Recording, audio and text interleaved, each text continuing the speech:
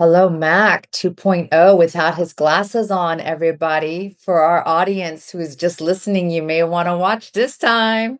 I'm telling you, having cataract surgery is just a miracle. But even though now that I haven't worn glasses in front of my grandkids, they call me freaky. But here we are.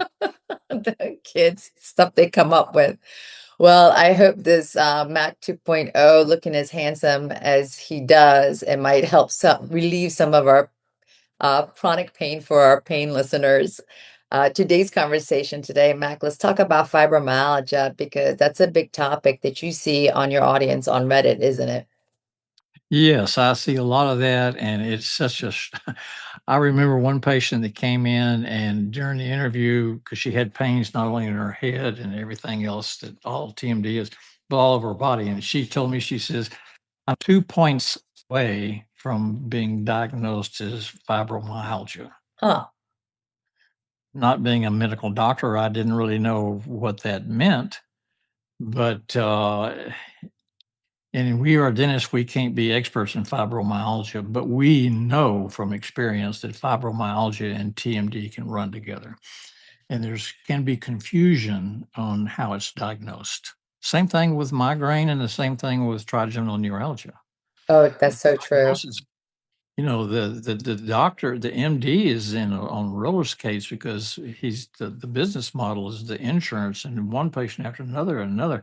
"Oh, doc, I've got headaches." "Oh, you've got migraines," because more than likely they do have migraines, but you and Right. I know that it might not be migraines, it might not be trigeminal neuralgia, it might not be fibromyalgia. It could be TMD, which is a functional problem along with an emotional problem. Well, we were talking about this earlier, and I think what most physicians define fibromyalgia at this time is just any chronic pain disorder that is characterized by like muscle pain, whether it's in the face or their whole body, fatigue, sleep issues, or like brain fog. So I feel like it is this big umbrella, that when they can't really identify or diagnose pinpoint an issue. Some of our patients that I see and still see have this, umbrella term as fibromyalgia.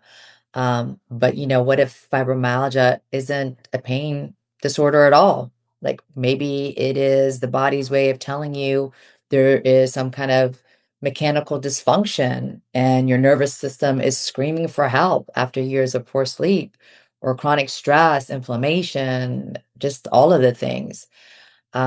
You and I have found out like when it overlap, a lot of times these pain patients, whether it's trigeminal neuralgia, fibromyalgia, or myalgia, a lot of time they just come in with a lot of jaw and muscle miscoordination and dysfunction. And once we correct that dysfunction and bring them back to function, regulate them, they just overall start feeling better. Yes, and fibromyalgia and TMD, they're so much alike because if you break your leg, we've talked about this before, and you put a cast on it and you give it time, that's going to heal. Right. And the pain from the broken leg doesn't last very long. So why would people have pain here on the headaches and neck aches or other parts of the body when there is no breakage? Now, breakage is different than a functional problem. A functional problem is things just aren't working correctly. They're not functioning correctly. But then with fibromyalgia, as I understand it as a non-physician, is that muscles are just hurting in all kinds of different parts of the body for no reason. Right, it's the fiber muscles that hurt, Yeah. fibromyalgia. But again, it's just like that's truly what if we look at it that way, it's a symptom. It's not diagnosing the problem. Correct. But if you ease the system or ease the assault on this system, like if TMD is creating pain here, it's likely to create pain in other areas. Same way the pain in other areas will kick off the TMJ or the TMD. Mhm, And so you and I know from treating thousands of patients that if you solve the functional issue correct. and have them to relax and understand what's going on, that we're going to have a really solid chance of improving their life.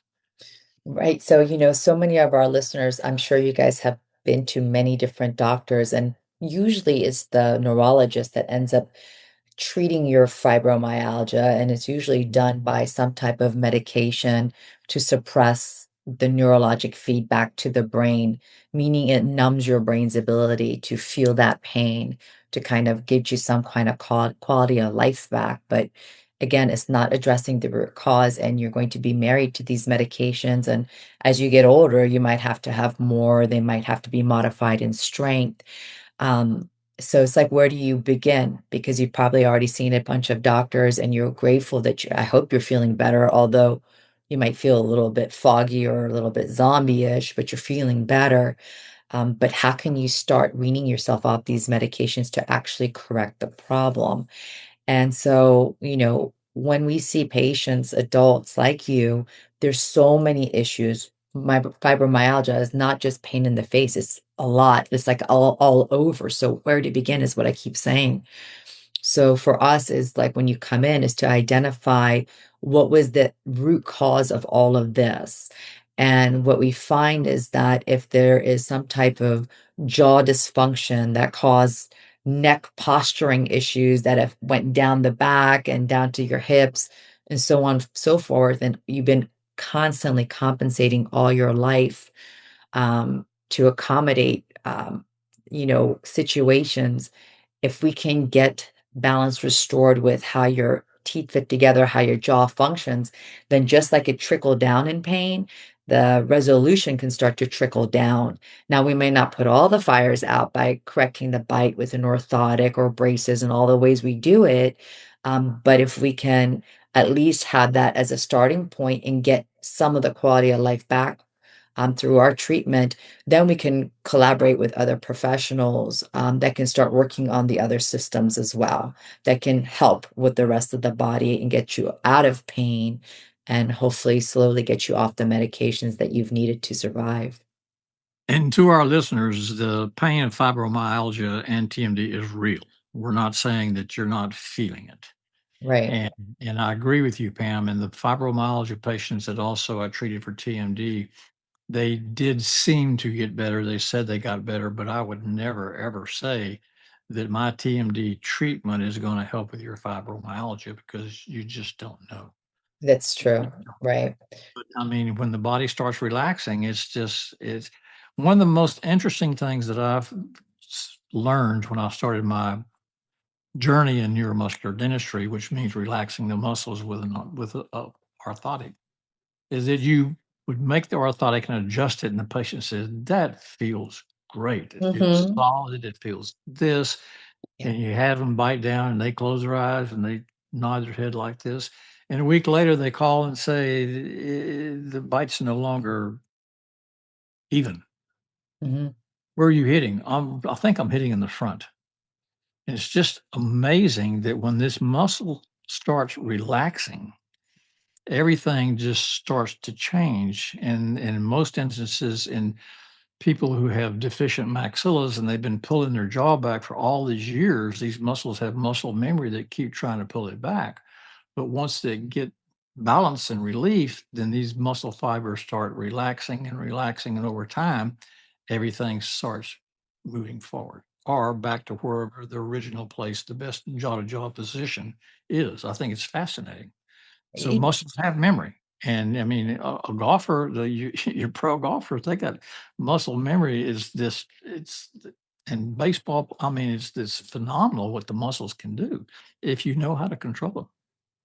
It goes back to that short leg analogy. We talked about that many times, where if somebody has a leg, just born with a leg 1 inch shorter than the other, and, over the years of compensatory movement and accommodation, because one leg is shorter than the other, ultimately, somewhere down the road, whether it's in their 20s or 30s, that person's going to complain of back pain and hip pain, neck pain, all of the things.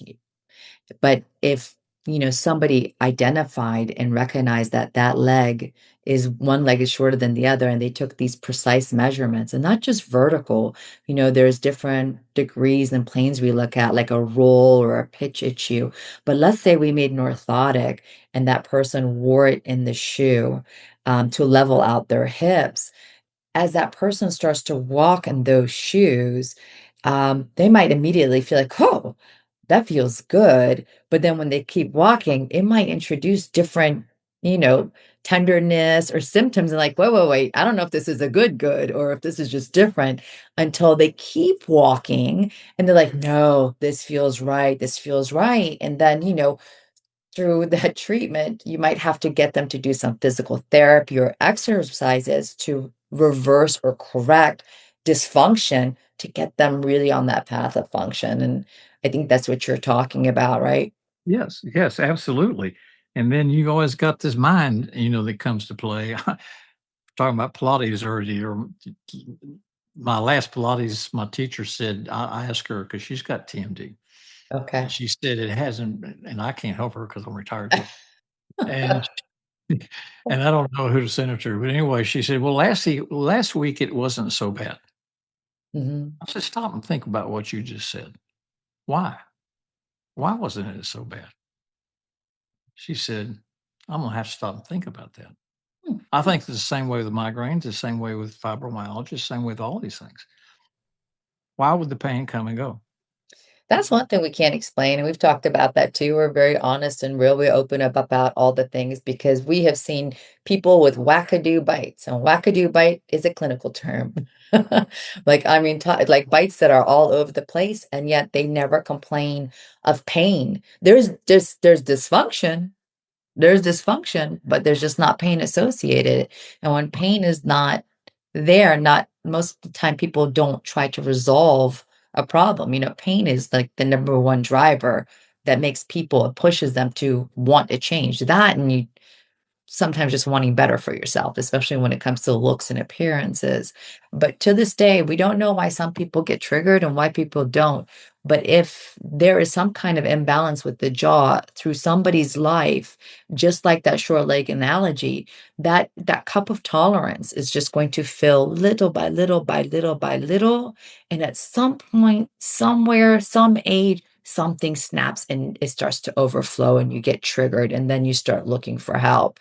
That's been the consistent story every time with all of these TMD patients. This wasn't like an overnight situation. It's like an invisible suffering they had no idea about.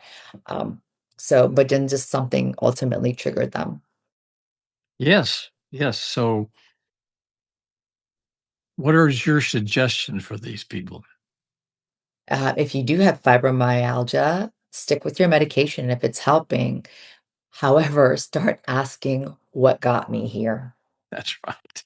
That's exactly right. And remember, you're paying the physician, you're paying the dentist, and you have the right to ask them questions. And no matter where you got your questions from, the internet, whatever it is, or it's just Right. something you thought of, you have the right to ask those questions, and they have the responsibility to answer them in a way that you can understand. That's exactly right. Well said, my friend. All right, until we talk again.